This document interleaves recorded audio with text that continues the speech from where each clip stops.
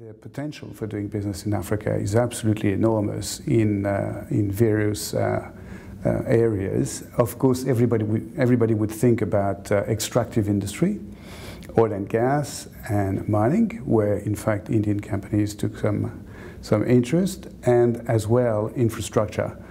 The need of infrastructure is absolutely very big. Port, there is a need of port which is very big. Telecom, the potential of telecom is really big, and all the other things. In fact, Africa is certainly the continent of the 21st century where everything has to be built with investors.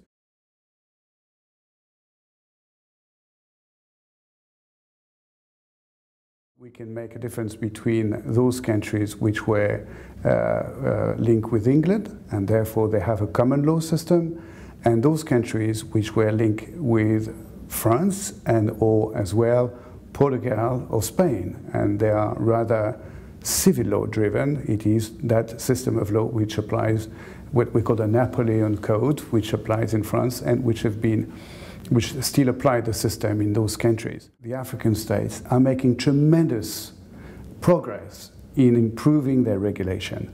Further regulation to have foreign investments to come into their countries. It can be business law, it can be tax law, like for example investment code, and it can be as well international law, because those countries, they would sign international treaties, like bilateral investment treaties, double taxation treaties with some other states. So you can see that there is a lot of progress. And on top of that, there are some countries, they merge to some extent together, not a full merger, but they merge their law. For example, there is an example of the OADA Treaty, which is merging, I think, in 17 countries of Francophone Africa, where they have the same business law.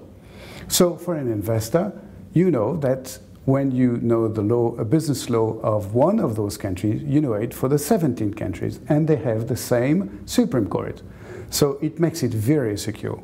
Also, to finish, you have some sub-regional organization all across Africa, between the south and the west and central and the north, and some south with the east, and so on and so forth, where they have some common regulation concerning monetary issues or financial issues or customs issues, and they tend, or they wish to do, and they tend to go with common market. And this is certainly the tendency, sub-regional organization. There are so many success stories in Africa, in many different countries, in many different practice areas, in extractive industry, in mining industry, in telecom, in any other areas like it would be in our countries. Indeed, and I would say it's because there are some success stories that you can now see that so many companies are running into Africa. It's true that some stories and some business are not going well, but very often, to be very honest, when you look at the reasons why, sometimes it is true that it is because there have been some actions taken by the state or by a government which was not a good one, or because the political environment was not good. But it does happen as well. Very often, believe me, that the investors did not take its investment by the right angle.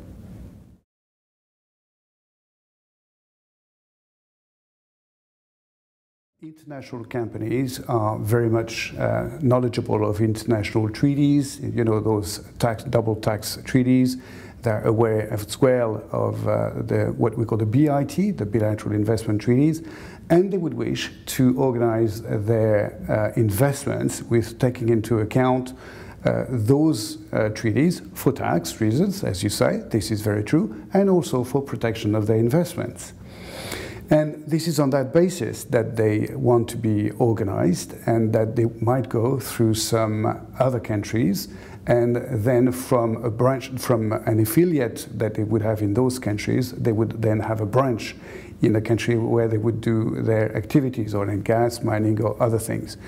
They think there's nothing really surprising that from a multinational, and as a lawyer, that a company would use whatever is legal and what is recognized on the international scene. if you do an oil project in a country of Africa, if you do a mining project in a country of Africa, there is not a single third country, wherever it can be in some tax haven or wherever, which would make it that a company doesn't pay the tax in that country of Africa.